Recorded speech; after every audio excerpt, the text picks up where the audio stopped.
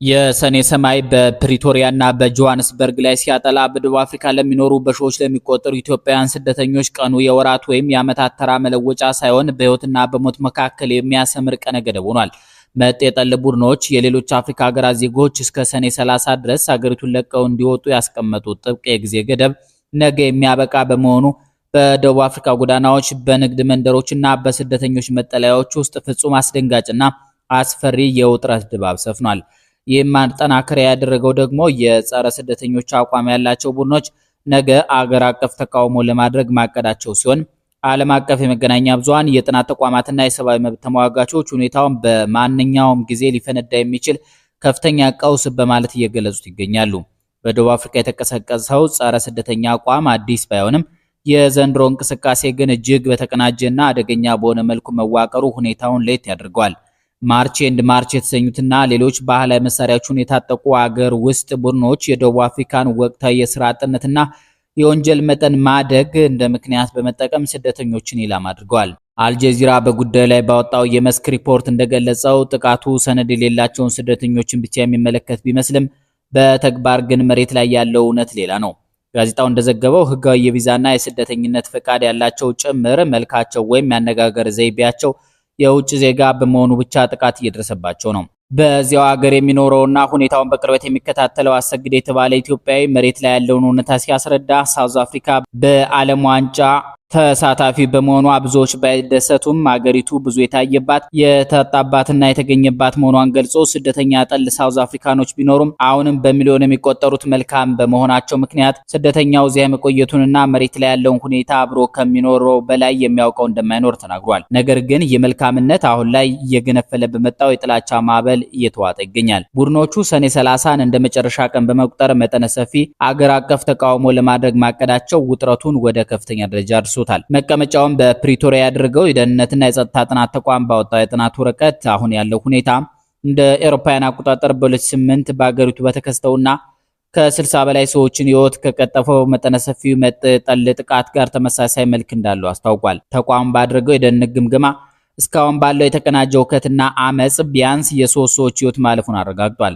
ከዚህ በተጨማሪ ባለፈው ግንቦት ወር ብቻ በተፈጸሙ ጥቃቶች 5 የሞዛምቢክ ዜጎች ተለይተው መገደላቸውና በጎዳናዎችና በንግድ መደብሮች ላይ የሚፈጸሙ አካላዊ ጥቃቶችና ዘረፋዎች አሁንም መቀጠላቸውን የጥናት ወረቀቱ ያሳያል። የደህንነትና የጸጥታ ጥናት ተቋሙ በሪፖርቱ ባሳሰበው መሰረት በደቡብ አፍሪካ የጸጥታና የፖሊስ መዋቅር ውስጥ ጭምር የስደተኛ ጠል ቡድኖችን ርዕዮተ ዓለም የሚደግፉ አካላት ሊኖሩ እንደሚችሉም፣ ስደተኞች ከአስከባሪዎች የሚጠብቁት ጥበቃ አስተማማኝ ላይሆን ስለሚችል ጥብቅ ጥንቃቄ ያስፈልጋል። ዶይቼ ቬለ ሬዲዮ ጣቢያ በበኩሉ ባወጣው መረጃ መሰረት በአሁኑ ወቅት በደቡብ አፍሪካ ውስጥ ከ2.4 ሚሊዮን እስከ 3 ሚሊዮን የሚጠጉ የውጭ ዜጎች እንደሚኖሩ የገለጸ ሲሆን ይህ ቁጥር ለሀገራዊ የፖለቲካ ኃይሎች ዋነኛ የቅስቀሳ ካርድ ሆኖ እያገለገለ ይገኛል። ሁኔታው ያሳሰባቸው በርካታ የአፍሪካ ሀገራት መንግስታት የነገውን ቀነ ገደብ ተከትሎ ሊከሰት የሚችለውን እልቂት ለመከላከል ዜጎቻቸውን በሰላም ወደ ሀገራቸው ለመመለስ አስቸኳይ እርምጃዎችን እየወሰዱ ይገኛሉ። አልጀዚራ በደርባንና በሌሎች ዋና ዋና ከተሞች በሚገኙ የእርዳታና የስደተኞች ጊዜያዊ መጠለያ ማዕከላት ዜጎቻቸውን ወደ ሀገራቸው የሚመልሱ አውቶቡሶችን ለመጠበቅ ረጅም ሰልፎች መፈጠራቸውን ዘግቧል። ከነዚህ ሀገራት መካከል ማላዊ የአስቸኳይ ጊዜ አውቶቡሶችን በማሰማራት በሺዎች የሚቆጠሩ ዜጎችን ማጓጓዝ የጀመረ ሲሆን የዚምባብዌ ደግሞ በድንበር ላይ የልዩ ድጋፍ ማዕከል በመክፈት ከፍተኛ ቁጥር ያላቸው ስደተኞች ወደ ሀገራቸው እያስገባች ነው።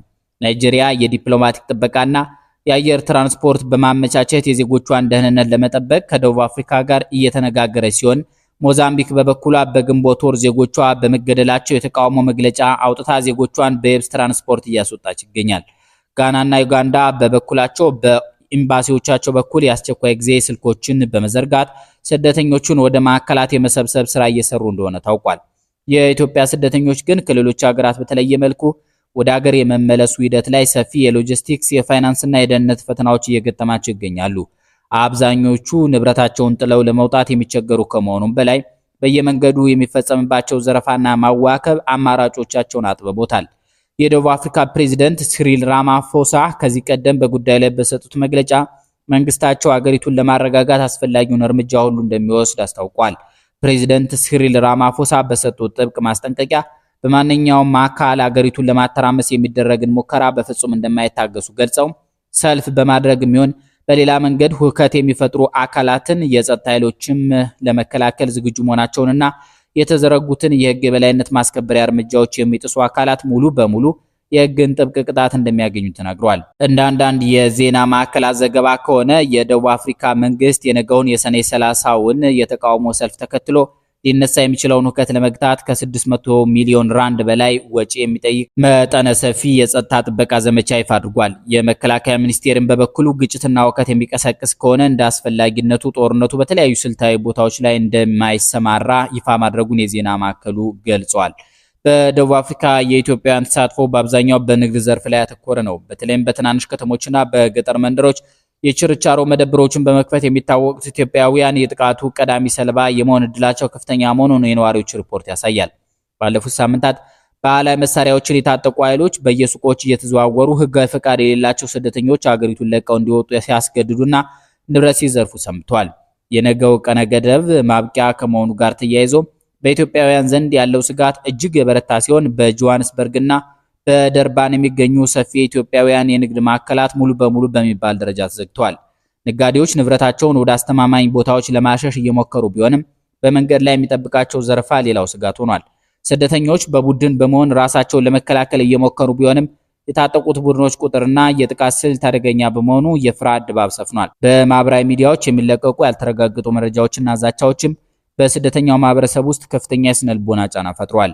ነገ ሰኔ 30 የሚካሄደው ሀገር አቀፍ ሰልፍ ደቡብ አፍሪካ ለህግ የበላይነትና ለአፍሪካውያን ወንድማማችነት ያላትን ቁርጠኝነት የምታሳይበት ወይንም ሌላ የታሪክ ጥቁር ጠባሳ የምታስመዘግብበት የውሳኔ ቀን እንደሚሆን ዓለም አቀፉ ማህበረሰብና የሰብአዊ መብት ተሟጋቾች እየገለጹ ይገኛሉ። እናንተ በደቡብ አፍሪካና በሌላው ዓለም ያሉ ኢትዮጵያውያን በዚህ ጉዳይ ላይ ምን ትላላችሁ? ጻፉልን።